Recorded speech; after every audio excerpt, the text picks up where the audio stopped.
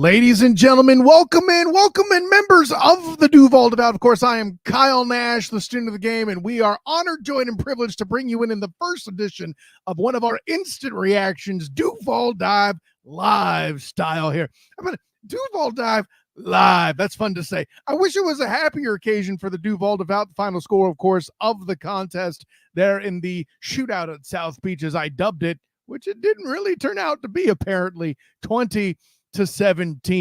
Listen, it's very interesting how long this group kicked Tyreek Hill handcuffed throughout the game, and nonetheless, he was end up being released by the Finns later on there. Yes, I'm doing all the jokes I can. If somebody can do a celebration inspired by that, I can make those dad jokes. But listen, the best I can do is bring dad jokes and humor for what might be a sports therapy session for the Duval Devout after opening week one with such a close affair going the wrong way. But nonetheless, I'm going to bring in my personal champion, the man with the plan who made me feel really smart looking at some of the stuff happening in defensive back play in the first part of the game. Travis D. Holmes, what's going on today? Not a great day. Yeah. Not a great day. And I think that's an understatement, but we're going to get into it, man. Well, and so let's get right into this part here. Here's kind of the element that I see working at play here. And granted, as the air quotes non-fan in the room, I saw a lot good that happened. There was plenty that wasn't. Sure. Well, plenty of time to uncork that. But walking away, seeing this defensive line, for example, with 3 sacks, 1 from your new defensive tackle, a lot of things that won't make the stat sheet in terms of pressure in the form of countless holding calls that the Dolphins were busted for to take them out of the situation. A lot of opportunities to the very dangerous and MVP caliber looking player, Tyreek Hill. A lot of opportunities to hit him that Tua could not connect on because he was under pressure. And listen, credit where credit's due. Mostly us, you and I as analysts, we knew that if they were going to try to blow things open, it would probably be with Waddle. And the ability to keep big plays from happening to Tyreek Hill, again, kept to a minimum. I know it's tough to say, seeing an 80-yard bomb come after another unfortunate Jaguar mistake. Again, more on that later. We'll get to it. Trust me. That's even going to be brought up in my Fans First Sports Network article I'll have on the topic, a series I'm calling The Good, the Bad, and the Spotty, because it's the Jaguars, right? See, you like that? I would like it most days, not today, but I got you. Yeah. You're feeling the dad joke. You see, you still cracked a smile. That means it's working. No, listen, I would have preferred a win for the good, the bad, and the spotty to debut as well, but unfortunately we won't have that here. But and as far as that, more good in Tank Bigsby running the football, real good actually, in a fashion that that wasn't expected. Had some big things getting the Jags out of deep territory, and most importantly, being the running back that held onto the ball. More on that later. But Travis, what was your favorite thing that you saw in the game that actually did go well for the Jags? They were up 17-7 at the half, so something had been going right at some point. No, man. The thing that went well for the Jaguars was the first half. It went exactly as you wanted the whole game to go. And even if I weren't just to say the first half, honestly, the whole game for the defense. I want to be clear in saying this. The defense played a great game. The defense played the game that you expect to play against this Miami Dolphins. This is the NFL. You don't expect the whole team to 0 points. You don't expect to shut teams out, especially not this offense. We cannot have the discussions that we had this upcoming week coming into this game and talking about this offense and the scheme and the coaches and all of these players, and then think you're going to hold them to 0 points or to 10 points. The fact that they even held them to 20 points says enough about the performance of Ryan Nielsen and this Jaguars defense. They did their job, and I know they'll never say it out loud, but they have to be feeling some kind of way because that's rough. That's rough. It's a rough loss. I'll add this quick stat too, Travis. Held what could be argued the most explosive NFL offense to 7 points for 43 minutes of action. Travis, that's you can't ask for more, in my opinion, from the defense. I completely agree. Sure, there was a mistake or two. For example, I think it was back-to-back defensive line penalties. One, the roughing the passer on Josh Hines Allen, followed by an offsides call on Javon Walker. But they still got the stop later on on turnover on downs. So I think there was too much of an element maybe in the first part of this game with this team living dangerously. I mean, you can't exactly love opening your season with a 13-yard sack to former Jaguar Calais Campbell, though on the Inside Leverage podcast, I did mention that could be a factor if they bring Calais inside, which exactly they did. Right. So, I mean, from where I sit, the defense was certainly the high point. How about BTJ and Cam Little, though? Let's give the rookies some credit being a big part of getting that halftime lead. You open your career as a kicker in the NFL hitting a 53-yarder. You're doing your job. Your first advancement of the football being like about 50 yards in penalty yardage, make Jalen Ramsey, former Jaguar and loudmouth, look bad. Ain't a losing day for you as a rookie, and BTJ, of course, making his impact all over the route tree. His first touchdown, of course, being in the red zone there as a Jaguar, second Jaguar to score in 2024. So I'm sure, you know, we don't need to build on BTJ's performance. I doubt you have too much to add with that good. But listen, you look like a man who needs therapy. Lead me with this, my friend. It starts with Travis Etienne, where you need therapy today, I assume. Yeah. I mean, he didn't have a great game running the ball, and that's not me saying that in comparison to Tank Bixby. I mean, I just want to say, like, he found a few holes early on, but overall, he didn't have a really good game. And then when you finally start seeing him getting comfortable, opening up, and, you know, maybe getting those a little bit more explosive runs, then the fumble. And it's just like, dang it, man. And honestly, it's really reminiscent of that his sophomore season fumble against the New York Giants. And the Jaguars lost that game. And you're heading into the end zone, you fumble the ball, you lose that game in a close matchup. It's eerily similar. And unfortunately, that is the difference in this game. Like, this is not a game when you put it on Trevor Lawrence, even though it's going to go in that category of Trevor Lawrence he failed to, you know, achieve greatness or generational status and will the team to victory or whatever else the people want to say. But yeah, let's address that ridiculousnknow real quick since you brought it up, because, you know, people be saying crazy things sometimes, and that certainly falls into that category. I know, I'll put it this way. You and I both said it earlier in the week on the Duval Dive podcast. They weren't planning to be a pass first offense in this game. Now, granted, you were talking about 175 yards running. I think that was tall, but hey, we appreciate all the people that saw it on the Duval YouTube channel. I said that's the goal. And I think and even today, if they would have rushed for that 175 yards, I mean, they were at 128. If they would have rushed for that 175 yards, they would have won.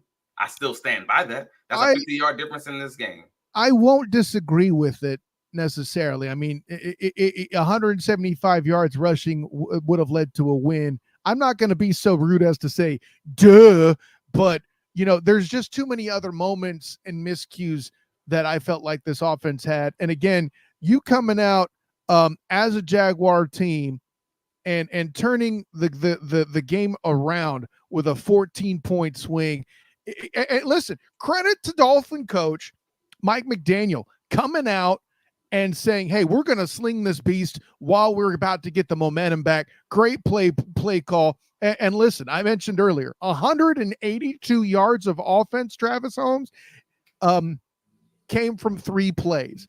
More than half of the passing yards, Travis, came from 63 to Jalen Waddle, which he was going to get 1 or 2 in there. You know, you can only cover so much field with these guys. Credit to the Dolphins massively. Achane with a 39-yarder, and of course, the 80-yard bomb to Tyreek. Listen, that's explosive. We knew that walking into the game. They are explosive. And that's the problem with this team. You can win 99, or not 99, but whatever, 98% of the snaps, and you can still lose because of the 3 snaps that happen in the 100 snap game or whatever. I had them scoring over 30. You had them scoring 28. Well, I expected there to be more bust in the defense, and that's just because it's the first week of a new season, a new defensive scheme, a lot of rotation with the defense, which we did see a lot of rotation with the secondary, with the linebackers, and even with the defensive front. So I thought there would be more bust, and frankly, there weren't. And that's again a tip of the cap to Ryan Nielsen. It took me to halftime to come to the conclusion that I wasn't seeing things. Like legitimately. It was all right. Halftime, I started trusting, like, okay, so this is really Pessimist, what it is. pessimist Travis stayed in the building, or hard. No, that's not pessimist Travis. That's just me and just in Travis, general, man. I should say. Yeah. That's just I still I need to see it and see it for long enough to believe it. I haven't found the right adjective to account for like there's everything has such a negative connotation, pessimist, skeptical, like, but I don't think either of those are fair to Yeah, you. skeptical. I thought skeptical is fine. You gotta show me. That's fine. So Yeah, show skeptical me. Travis was in the building, and listen, I even said I was actually messaging with my friend Eric Lopez, who I had on the Student of the Game podcast to preview the AFC East. I even texted him during this game saying, if they get the stop here after that turnover, then this defense will be proven. And then that 80-yarder happened. So yeah. That sucks because the 80-yarder is the same general concept that they had on the earlier play, on the earlier the Jalen Waddle touchdown. It's not a touchdown. The Jalen Waddle like 60. Same concept, same situation where they know you're going to be in cover 4 and you run it across the field and you know the guy you're going to have in coverage and just whether or not you can outrun him. And that's just one of those situations where I know, Ryan Nielsen, what you're going to run. I know the weaknesses of that, and I think I have a faster or a better guy at running my route than you have in coverage. Oh, with this let's see what happens. With this offense, we know they faster. Like that's what I mean. Again, Waddle is a 4.3 guy. So is Ronald Darby 8 years ago. So, right. This sucks, but yeah, it is what it is. Well, and if you're then listen, you're a DB. Like if you're caught in a place reacting at high speed, you're still a little bit at a disadvantage, right? You have to still make that reaction when somebody's already moving and knowing where the play is going. That's the one advantage. Like if every play was a computer simulation, the offense would win by a needle every time, just because they have that slight advantage of one beat ahead in tempo because they set the tempo, and knowing where the play is going where the defense doesn't, and that's really but this drives me nuts because there are so many damn ways that this offense could have helped that defense out a lot. And honestly, there's even some ways that the defense could have done better too. Let me be clear, they could have absolutely shut out Miami, but again, I'm just being realistic.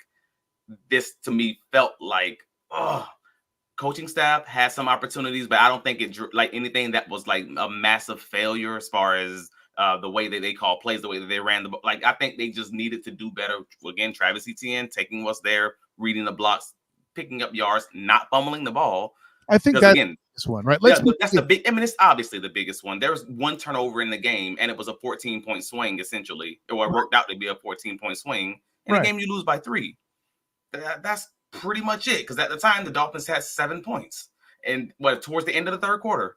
I know there will be people that try to tell you, Travis, that they don't believe in momentum, and they're stupid. Okay, here's what I'm saying: if they score, the Dolphins are deflated, and they're not running the same scheme. And matter of fact, they're even fighting more desperately. The Jags might even dare them to run the football and let that clock run, and they won't. And I think Tua would throw into a mistake of his own at that point because of the pressure he was facing. It completely changed the makeup of the football game. I guess I'm stupid because I don't believe in momentum. But ain't you stupid? I'm sorry. I can tell you exact ways that could all go differently. Like if the Jaguars get the stop, it's not momentum. If they don't get the stop, then it's momentum. Well, then that ain't nothing. That just every play is play by play. I can tell you schematic reasons why things happen, and that has nothing to do with building or quicksand or whatever you want to call it. That's just superstitions, witchcraft, Salem witch trials in football. I don't believe in that.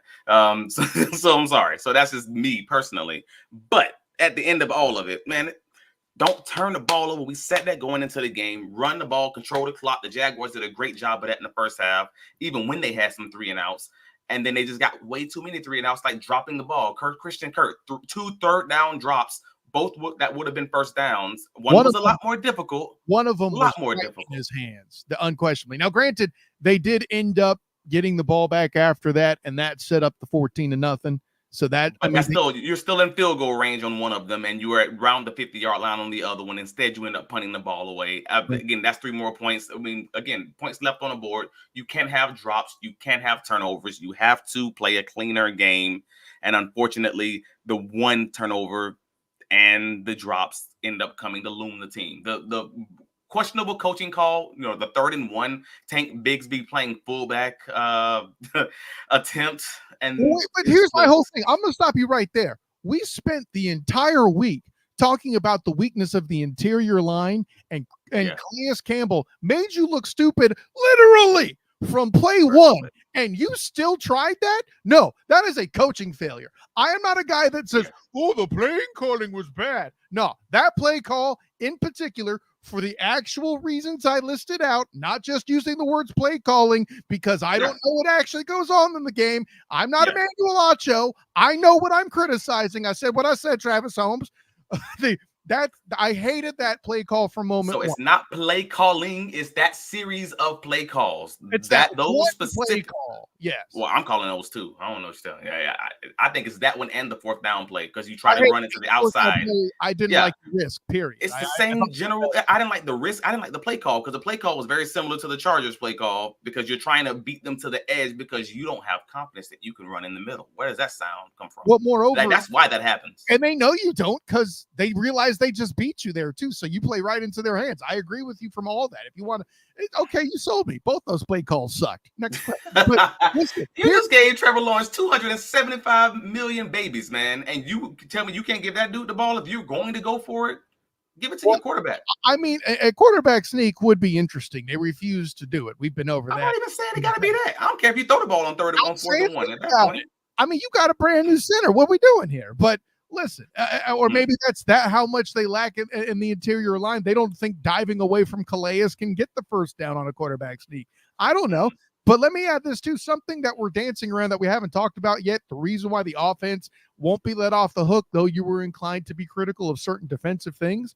6 straight scoreless drives to wrap this piece up. You give me something, the Jags probably still win this game. That's what I'm saying. And again, the second, when you happen one of the drops being in field goal range, you just give me a field goal. You keep this thing close. You make Miami play this thing differently. And you didn't. And again, it sucks to say, like, you'd want to blame it on the quarterback because it makes people feel good. And I'm able to say that adequately. Like, I know people want to put that on a quarterback, and you box score watch, you see he has less than 200 yards of passing, but that's what they wanted to do. Remember who they're playing against. Correct. They wanted to control the ball, to control the clock, to let their defense get rest, to not give Miami all these opportunities to score. You wanted to run the ball. You wanted to keep these matriculating down the field. And you got to catch the ball. You also, Trevor, though, I will acknowledge this. Those two sacks on with less than 4 minutes left in the game. And you get the ball back. You take a sack, and then you take another sack. You end up losing 10 yards on those 3 plays where you're just holding the ball. You got to make a decision. You got to get that ball out to one of these guys. And I know I haven't seen the all 22 to be like, all right, this guy's open versus that guy's open, but you also can't take the sacks, man. Like, they were over 2.5, 3 seconds. Wouldn't you say they were in there pretty? Like, the first sack, I can make the argument that maybe he should have come up with something. I don't agree, but fine, I'll give you that. The second sack was longer than the first. That's not what I remember seeing. Granted, like, this is both of us having an reaction, so maybe I had that wrong, or maybe you're just as wrong about that as you are about momentum. We don't know yet. No, but listen, all I'm saying is the third one, the third. It wasn't 3 sacks. The first one was a TFL. That's what it is. So they had the TFL, the first sack, and the second one. It wasn't so much that it was fast. Let me put it that way. But he was definitely blindsided on that. He trusted his protection, and it failed him. I can't put that on Trevor. Well, yeah, but you can trust your protection, but you have to trust the game call, the play call. And the play call says you're going to have, this is what we're scheming for. You're going to have, 3-4 seconds is probably the maximum in most NFL offenses. Hey, it's not about trusting your offense. I fully understand that. It's about saying, my alarm has to be going off. I got to get this ball away because I can live to fight another down. That's hero ball. And that's what would generally get you in trouble. I'm happy he didn't throw the pick, but that sack was equally damaging. That's all that I'm getting at. You're third and super deep. I'm talking the second down sack. I'm sorry. I'm talking second down specifically. I'm on to the last one.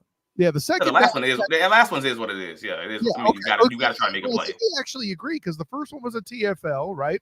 The second one was the sack, and I agree with you. That one was slower. Perhaps again, I'll even give you that. Maybe he should have been able to get rid of it. But listen, for me, I'm sorry. I know the people who don't know ball are going to be all up on Trevor's case, but you, being the ball knower that you are, I'm not prepared to blame Trevor for this loss any more than you. This was the game scheme wise. This was the game that the Jaguars coaching staff wanted. You could see it all over it. They wanted to play that smash mouth. They almost Baltimore Ravens-ish kind of offense, like a kind of game plan. I want to control the clock. I want to control the ball. I want to make sure I keep it out of their hands, and I want to just like matriculate down the field. It doesn't even have to be all these explosive plays. We can do that, but they didn't show it as much in this game, and that's what makes people go crazy because it's a loss. It's a loss, and you didn't show those things, and we have all these nitpicky things, and that's gonna be 100. Let's keep it 100. These are nitpicky things. The only big thing that we've complained about so far is Travis Etienne can't fumble the ball at the 3-yard line. Yeah, listen, for all the game one issues that you and I said will probably happen, I may have gotten the correct pick and may be able to make fun of you out on the ledge where you apparently are the only person in the tri-state area, he said jokingly, on a digital tri-state area that actually picked the Jags to win the football game. I'd make the argument you picked it right. There's just a lot of things, self-inflicted wounds, again, something that seems to plague this team. I'll put it this way. If I start cutting hair, I'm going to sound like Wig too. Self-inflicted wounds. Like, listen, that's the whole thing. By the way, shouts to man. But it's the thing that the receiver that everyone thought would probably have the most targets and most receptions for this Jaguars offense ended up having the most drops this game. Who would have thought? The running back who we thought was going to have the most yards in this game had the only turnover, and it was at a critical moment. Who would have thought? Let me stop you there. I think the guy we thought would have the most yards might have been BTJ possibly. But that being said, well, you may not have. You believe not week one. Not week one. Yeah, not week one. I haven't believed in Jalen Ramsey in a long time. So no, it wasn't me versus Ramsey. I just thought I just didn't know what he was going to do week one. That's the main point of this. Yeah, I said Jalen was going to give up a 70-yard touchdown to BTJ before the game. When as soon as Ian Rappaport starts putting out these owners, these general manager, I don't even know what to call them, underhand messages, the railroad messages he's putting out for these GMs. He's carrying water, bro. Hamstring issues. He's going to try to play. He's going to be on a snap count. Man, calm down, bro. You know what this is. Let's be clear about one thing. We're talking about BTJ. The guy we definitely didn't have on the bingo card for leading the team in reception yards was one Gabe Davis. But I thought he was so overpaid. Let's go. 20 yards a catch, man. 20 yards a catch. No touchdowns, though. That's going to hurt his 1 in 6 catches, 1 in 11 targets for a touchdown average, unfortunately. Well, it's so funny, though, dude. Like, again, 3 catches on 3 targets for Gabe Davis, 4 catches on 4 targets for Brian Thomas Jr. Like, the sore thumb that unfortunately sticks out, and you hate for it sticking out, is Christian Kirk. 1 catch on 4 targets. He is literally the one that wasn't 100 for 100. Like, that's sucks. Because, again, that's the guy you lean on. That's the guy who's BFFs with the quarterback. That's the guy who catches everything, Yeah. By the way, for those who are saying, Evan Ingram disappeared, when the running was successful, his blocking was a big part of that. I that's something that doesn't make the stat sheet, but I think it has to be worth mention. Certainly, I think it was part of the drive that led to the Jags' first score where Trevor had to run to convert a third down. Evan Ingram's block was essential in that too. So again, him that's doing things fair. That's fair. But no, Evan Ingram also had 4 targets and 1 catch. If I'm going to keep it level. But you feel like those were drops, though? I felt like those were things where he was targeted in desperation. I don't feel like I wanted him to catch that 3rd down, that 3rd and 5, and that the Miami safety got his it was like right bam bam. It's a hard catch, but I really want you got to get that, man, because my brother-in-law literally texted me 5 minutes before that. Hey man, tell Trevor to tell Ingram to because fantasy purposes, give him the ball. And he immediately throws to him and it's incompletion. And I'm like, I hear that. I think that ball was a little behind too. Granted, I think Trevor might have been under duress. I'm not going to be like the rest of the public who assumes that a quarterback misses a pass, even though they have talented defensive lineman bearing down on them like the national media has incorrectly done to Lamar Demetrius Jackson. But that's a whole other question and a whole other want perfection. They expect perfection because these guys make $200 million, $300 But yet we don't talk about Patrick Lavon Mahomes II throwing an interception in the game where Lamar Demetrius Jackson did not. But again, enough about that Thursday night game, as compelling as it was to start the season. You know, I mean, I know we were going to dip our toe in it for a minute. Yeah. But, hey, shout out Travon Walker. Shout out Eric Armstead. Hey, yes. man, we found some interior pressure. We talked about this earlier on the Duval dive here about the concept that Josh Hines Allen might get fewer sack numbers at the expense of other dudes taking care of business. I think we saw that today. And this is against, again, the quick strike Miami offense who's trying to get the ball out quickly. So that's going to make it even harder for you to get those sacks. Walker ends up getting 2 sacks by his, by the shoestring on one of them. Armstead is just bowling over dudes. Well, actually, I'll take that back. Walker on the shoestring tackle was hilarious. I don't know if you've seen it, but we gotta put it in the article. But I'm just like, he's bowling over one of the guys. Other guy hanging off of him still gets the shoestring sack. Like, I got to give him all the credit on that because you can't argue that he was helped by somebody else. You can't argue it was anything but that dude in the weight room. Like, great job. By the way, the article in question being on BigCatCountry.com. Come on, it'll be up in like 10 minutes, man. Right after we're done here.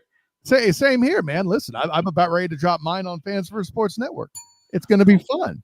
We got plenty of fun things to say, even though it was a Saturday for the Jacksonville Jaguars. But again, some of us see this team going 0-1 and still competing for a playoff spot. I'm just throwing that out there, Travis. By the way, looking at the rest of the AFC South, only one team won a game by a measly 2 points over another team in this division. The AFC South is going to be a dogfight, Travis Holmes. I won't lie. I didn't pay attention to any other game. I have no idea which one we won. I just looked it out the corner of my eye. Listen, all I'm saying is a Colts team that constantly struggles in week 1, who's supposed to be this a lower class team compared to the alleged hand them the crown Houston Texans, who are a Super Bowl contender, only beating the lowly Colts by 2. Fascinating stuff. I mean, sure, the Mayonnaise Messiah doing Mayonnaise Messiah things and losing to the Bears. No surprise there. I don't have to watch that game to know that was going to happen. But, yeah. I thought they were up by like 17-0 or something. Yeah, the Mayonnaise Messiah threw a pick 6. I feel better already. Thank you, dog. Oh, that's great. General Mike Patton. Anyway. That is great. Thank you for being who you are, Will Levis. You just made my day, even if they lost, even if my team lost. Hey, just, don't drink any coffee. Anyway. Travis Holmes, we're hitting that half-hour mark. If there are any final points you have to make here with your instant reaction, I do so now. Man, Duval, we know that it's not the opinion we all wanted, and I'm not the one that's going to make you feel better because, frankly, I'm the guy who's also probably equally pissed off with you. But there's a lot of good to take from that first half. Over the scope of the game, there's a lot of good to take from that defense. And hopefully the offense will kind of get it together as far as being more explosive in that passing game and also just curing all of those small issues, ball security, obviously, and taking sacks, at the wrong time, things of that nature. But keep your head up. We got Cleveland on deck next week. And, yeah, maybe we can get a win there and start this thing off solid at home. Yeah, the home opener is an opportunity to make it 1-1, and which I think at the moment you and I might be relatively confident in. We'll do more analysis, of course, this coming Wednesday at 7:30 p.m. Eastern here on the Duval Dive. That should be fun. So, Travis Holmes, tell the world. Oh, you can find me on all the socials. Travis D. Holmes, right over here, somewhere over here. Yeah, you see it. There you go. Yeah, I'll find my writings covering the Jaguars on BigCatCountry.com. All breaking news, press conferences, analysis of the game, like what's going up. If you're watching this already, it's not live, it's already up. Go to Big Cat Country, save it as your favorites, check out the writings. And if you're already listening to me here, we will have the Duval Dive post-game recaps right after the game, just like you're listening to. But also we have the episodes on Wednesdays at 7:30. Where can you be found, sir? Hey, there you done across the board. By the way, there'll be more instant reactions. Hopefully technology does not rear its ugly head again next week after the Browns game. Of course, I am Kyle Nash, the student of the game. You can find me on Twitter, Instagram, and Threads at the SOTG. Find me on Facebook as the student of the game. Check out my writings on Fans First Sports Network website there on the Jaguar page. And then also check out my work with the Black and Gold Banneret, where I was out there last night covering UCF beating Sam Houston State in their final tune-up, watching another fan base lose their mind. Hey, listen, even you felt a little better about KJ Jefferson after that game, I'm sure. Yeah. With all that in mind, Monday night, of course, is when I record the Night Shift podcast that will play out on Tuesday. Then, of course, mentioned 7:30 Wednesday for the Duval Dive, as well as 9 o'clock for the student of the game. And you may see me 8:30 at Huddle Up on Tuesday, by the way. And then after the UCF game, the instant reaction there from the Night Shift podcast live for UCF going to TCU for their first Big 12 test. Make sure you check that out. We're in full swing, man. I got to make sure. I got to remember to talk about this. Got to remember to talk about. We haven't talking about basketball yet. Good gracious, Travis. Anyways, an honor, joy, and privilege to have you aboard for Travis Holmes. I am Kyle Nash, student of the game. And until next time, everyone, class dismissed.